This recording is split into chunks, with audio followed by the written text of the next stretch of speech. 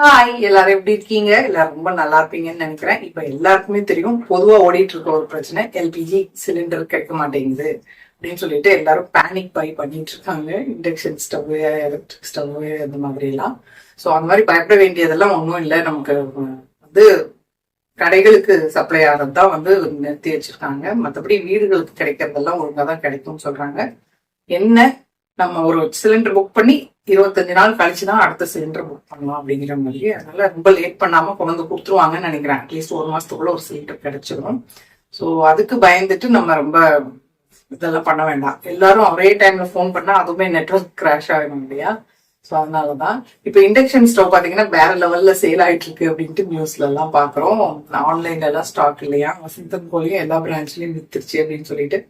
நம்ம கொரோனா டைம்ல ஒரு விதமான சில பயம்லாம் பயந்தோம் இல்ல, அந்த மாதிரி தான் இப்பயும் ஆயிட்டு இருக்கு. அந்த அளவுக்கு பயப்பட வேண்டி இல்லை. சப்போஸ் உங்களுக்கு பயமா இருக்கு அப்படின்னா நீங்க வாங்கி வச்சுக்கலாம். எமர்ஜென்சில நமக்கு தெரியாது எப்ப என்ன ஆகும்னு, அதனால வாங்கி வச்சுக்கிறது ஓரளவுக்கு நல்லதுதான். ஸோ என்னது வந்து பாத்தீங்கன்னா இண்டக்ஷன் ஸ்டவ் ஒரு 2 வருஷமா கிட்டத்தட்ட உள்ள தூங்கிட்டு இருந்தது. நேத்து தான் தூசி தட்டி எடுத்துருக்கேன்.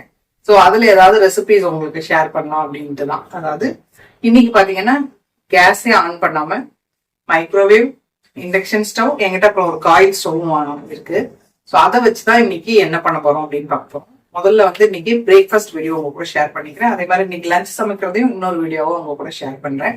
ஸோ இதுல வந்து யாரோ ஒருத்தவங்க எங்களோட கேட்டிருந்தீங்க, எந்த பிராண்டோட பாத்திரம் எல்லாம் யூஸ் பண்றீங்க இண்டக்ஷன் ஸ்டவ்க்குன்னு. அதுக்கு வந்து உங்களுக்கு ஏதாவது வீடியோ வேணும்னா சொல்லுங்க. நான் தனியா வந்து இண்டக்ஷன் ஸ்டவ்ல என்னெல்லாம் யூஸ் பண்ணலாம், என்னோட இது வச்சு நான் என்னெல்லாம் யூஸ் பண்றேன் அப்படிங்கிறத உங்க கூட ஷேர் பண்ணிக்கிறேன். வேணும்னு சொன்னீங்கன்னா அதுவும் தனியா வந்து 2 நாளைக்குள்ள ஒரு வீடியோ போடுறேன். ஸோ இன்னைக்கு முதல் வேலையா நம்ம கேஸ் ஸ்டவ் கிட்டேயே வராம அதுல சமைக்கிறது எப்படி அப்படின்னு பார்க்கலாம். பிரேக்ஃபாஸ்ட் ஒரு சட்னி, டீ, தோசை, இது எல்லாமே microwave, electric stove and induction stove வச்சு பண்ண போறோம். பார்க்கலாமா? வைக்கிறதுக்கு பார்த்தீங்கன்னா எங்கிட்ட ரொம்ப நாளாவே சிட்டுட்டுக்கு டெய்லி முட்டை கொடுக்குறனால இந்த மாதிரி எக் பாய்லர் இருக்குது. இது பார்த்தீங்கன்னா உங்களுக்கு 300 ரூபாயிலேருந்தே கிடைக்குது. நீங்கள் கிட்ஸுக்கெல்லாம் டெய்லி பாயில்டு எக் கொடுக்குறீங்க அந்த மாதிரினா நீங்கள் இந்த மாதிரி ஒன்று வாங்கி வச்சுக்கலாம். ரொம்ப ரேட்டும் கம்மி தான். எனது முதல்ல இருந்தது கிட்டத்தட்ட 2-3 வருஷம் வச்சுருந்தேன். நல்லாவே வந்துச்சு. ஒரு 300 ருபீஸ்க்கு தான் வாங்கினேன். இது வந்து 900 சம்திங் அப்படின்னு நினைக்கிறேன். அது நார்மல் கலராக பிளாஸ்டிக் மாதிரி இதில் வரும். அது பார்த்தீங்கன்னா 300 சில்லரை தான். ஸோ நீங்கள் அது வந்து யூஸ் பண்ணிக்கலாம் வாங்கி. ஸோ ரொம்ப நாள் கழிச்சு என்னோட இண்டக்ஷனை வெளியில் எடுத்திருக்கேன் பாருங்க. நடுவில் அபிக்கு ஒரு தடவை கொடுத்துருந்தேன், அவன் கொண்டு வந்து தந்தனால அதுக்கப்புறம் அதை யூஸ் பண்ணவே இல்லை. எடுத்து எங்கேயோ உள்ளே வச்சுருந்தேன், மறந்தே போயிட்டேன். ஸ்டார்டிங் என்னோட ஆரம்பகால வீடியோஸ்லலாம் பார்த்தீங்கன்னா நிறைய வீடியோ நான் இதில் சமைக்கிறதும் எடுத்திருப்பேன். ஸோ நம்ம வந்து இப்போது இதை திருப்பியும் எடுத்து தூசு தட்டி ஸ்டார்ட் பண்ணலாம். ஸோ இது பார்த்தீங்கன்னா பஜாஜோடது 1900 வாட். ஆக்சுவலாக நீங்கள் வாங்குறீங்கன்னா அதுவும் ஞாபகம் வச்சுக்கோங்க. நார்மல் நம்ம டெய்லி குக்கிங்க்கு வாங்குறீங்க அப்படின்னா குறைஞ்சது 1800 வாட்டாவது வாங்கணும். அதுலேருந்து 2000 வாட் வரைக்கும். நமக்கு 2000 கூட அவ்வளோ இது இல்லை. 1800 1900 வாட் இருந்தது அப்படின்னா உங்களுக்கு நம்ம குக்கிங்க்கு வந்து ஈஸியாக இருக்கும். அதை விட கம்மியானது வாங்கினீங்கன்னா சரிப்பட்டு வராது. பார்த்தீங்கன்னா 500 வாட் இந்த மாதிரி காயில். இது ஆக்சுவலாக வந்து கோல் ஹீட் பண்ணுறதுக்கு அப்படின்னு சொல்லுவாங்க. பழைய டைம்லலாம் எங்கள் அம்மா இந்த மாதிரி வச்சுருப்பாங்க. ஸ்ப்ரிங்காக இருக்கும். நார்மலாக சாதம் வடிக்கிறதுக்கு, பால் காய்ச்சறதுக்கு, காஃபி டீ போடுறதுக்குலாம் யூஸ் பண்ணுவாங்க. இதுலேயுமே கூட பார்த்தீங்கன்னா சூடுக்கு 4 ஆப்ஷன் இருக்குது. ஆன் ஆஃப் அப்படின்னு சொல்லிட்டு இங்கே பாருங்க. இதானா ஆஃப் 1 2 3. ரொம்ப இந்த அளவுக்கு ஹீட் வந்து இதில் வராது. பட் இதில் நம்ம காஃபி டீ போடுறது, உங்ககிட்ட இந்த மாதிரி இல்லைன்னா முட்டை வேக வைக்கிறதுக்கு ஃப்ளாட்டாக இருக்க பாத்திரம் இதில் வைக்கிறது எது வேணாலும் வச்சு நீங்கள் சமைச்சிக்கலாம். கொஞ்சம் அந்த கம்பேரிட்டிவ்லி இதை விட இது வந்து கொஞ்சம் சூடு கம்மியாக இருக்கும். ஸோ இதுலேயும் இன்றைக்கி நம்ம யூஸ் பண்ணலாம். ஸோ சட்னிக்கு வதக்கிறதுக்கு பார்த்தீங்கன்னா நான் இன்றைக்கி மைக்ரோவேவில் தான் வெங்காயம் தக்காளி வதக்க போகிறேன். இதுக்கு பார்த்தீங்கன்னா ஏதாவது ஒரு மைக்ரோவேவ் சேஃப் பிளேட் இருக்கணும். பிளாஸ்டிக்கு அந்த மாதிரி இதை தவிர்த்துருங்க. கண்ணாடி இல்லைன்னா செராமிக் அந்த மாதிரி இருக்கிறது மைக்ரோவேவில் யூஸ் பண்ணிக்கோங்க. ஸோ இதுக்கு முதல்ல என்ன பண்ணலாம், கொஞ்சமாக எண்ணெய் ஜஸ்ட் பிளேட்டில் சேர்த்துட்டு இதில் இப்போ வெங்காயம் தக்காளி கட் பண்ணி போட்டுக்கலாம்.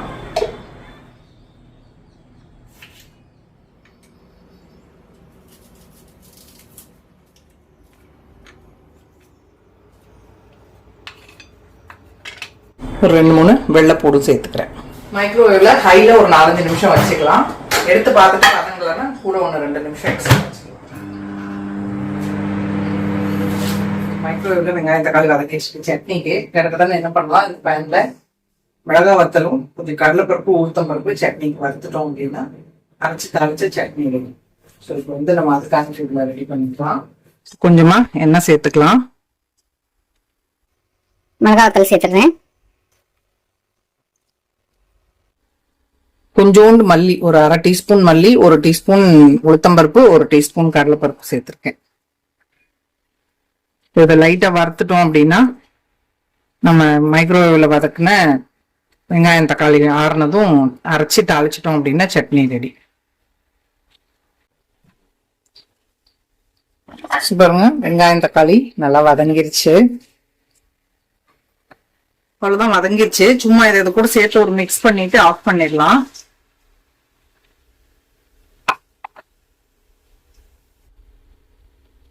அவ்வளவுதான், ஆஃப் பண்ணிடலாம். இது கூட பாத்தீங்கன்னா நம்ம கருவேப்பிலை கொத்தமல்லி இந்த சூடா இருக்கப்பே போட்டு மிக்ஸ் பண்ணி விட்டுருவோம். ஸ்டவ்ல இருந்து எடுத்துடலாம். ஜஸ்ட் இந்த சூடுலயே வந்து அது வெந்துடும். கருவேப்பிலையும் கொத்தமல்லி ஆஃப்ல தான் இருக்கு, ஜஸ்ட் சூடா இருக்கு இல்லையா, அதுல போட்டுடலாம். அவ்வளவுதான், உப்பு பெருங்காயம் சேர்த்துட்டு அரைச்சிட்டு தாளிச்சிட்டோம்னா சட்னி ரெடி. சூப்பர். இந்த இண்டக்ஷன்லயே பாத்தீங்கன்னா நிறைய ப்ரீசெட் எல்லாம் கொடுத்துருக்காங்க. பாத்தீங்கன்னா stew, soup, braise, boil, deep fry, fry, hot pot and stir fry. டெம்பரேச்சரும் எவ்வளவு வைக்கணும்னு கொடுத்துருக்காங்க, பிளஸ் டைமிங்கும். நமக்கு வந்து இப்போ ஒரு 3 நிமிஷம் தான் வதக்கணும் அப்படின்னா டெம்பரேச்சர் செட் பண்ணிட்டு 3 நிமிஷம் ஆன் பண்ணோம்னா 3 நிமிஷத்துல ஆஃப் ஆயிடும். அந்த மாதிரி இது பவருக்கு, ப்ரீசெட்டுக்கு எல்லாத்துக்கும். ஸோ ரொம்ப நாள் ஆச்சு இதுல சமைச்சு எனக்கே. நானும் அப்படியே ஆராய்ச்சி பண்ணி யூஸ் பண்ணிட்டு இருக்கேன். சரி, இது ஆறட்டும், அரைச்சிடலாம். சட்னி ஆறுறதுக்குள்ள டீ போட்டு குடிச்சிடலாம். டீ வந்து இதுல போட்டுக்கலாம். ஹைல வச்சிருக்கேன்.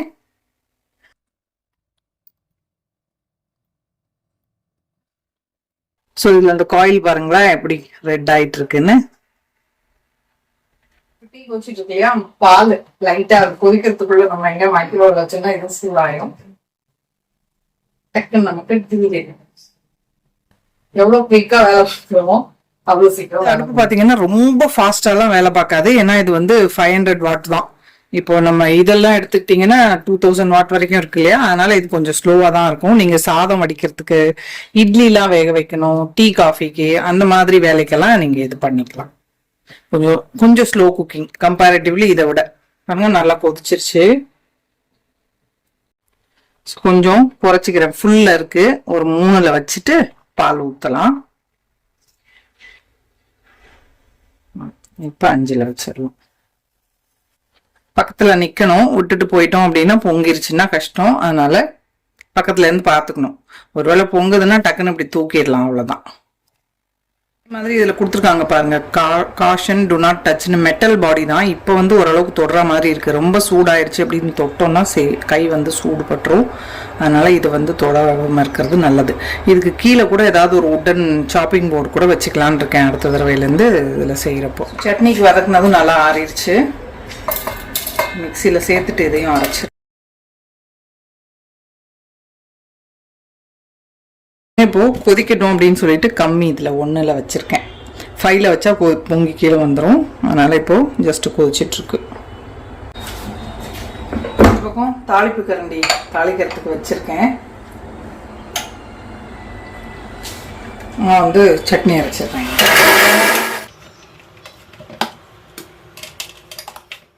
பக்கமே சட்னி ரெடி ஆயிடுச்சு.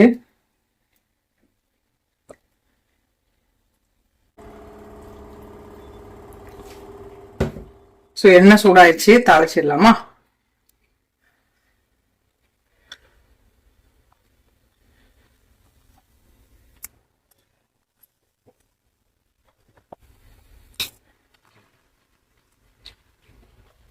அந்த காயில இருக்க சூட்லயே ரெடி ஆயிடும்.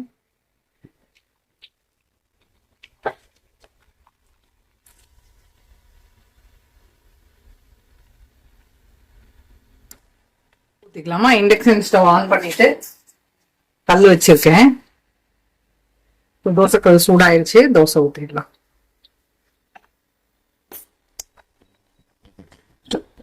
ஊத்துறப்ப கொஞ்சமா டெம்பரேச்சர் குறைச்சி வச்சிருக்கேன்.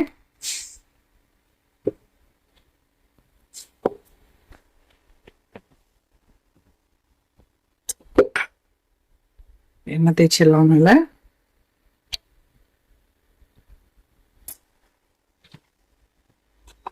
இப்போ கொஞ்சம் டெம்பரேச்சர் கூட்டி வச்சிருக்கேன்.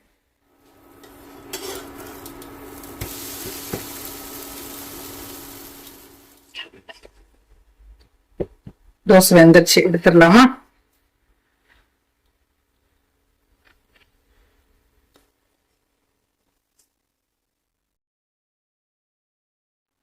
பாருங்க, சூப்பரா chutney and dosa ready.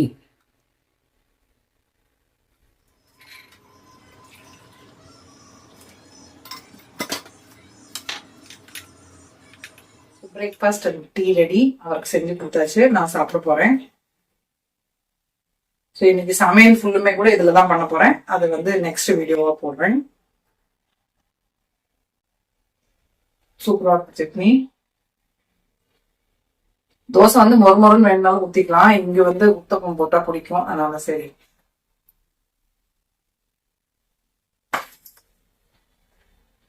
Hope இன்னைக்கு இந்த வீடியோ உங்க எல்லாருக்கும் பிடிச்சிருக்கும் அப்படின்னு நினைக்கிறேன். பிடிச்சிருந்ததுன்னா லைக் பண்ணுங்க, ஷேர் பண்ணுங்க, மறக்காம நம்ம சேனலுக்கு சப்ஸ்கிரைப் பண்ணுங்க. இவ்வளவு நேரம் இந்த வீடியோ பார்த்தவங்க எல்லாருக்கும் என்னுடைய நன்றி, வணக்கம். Love you all.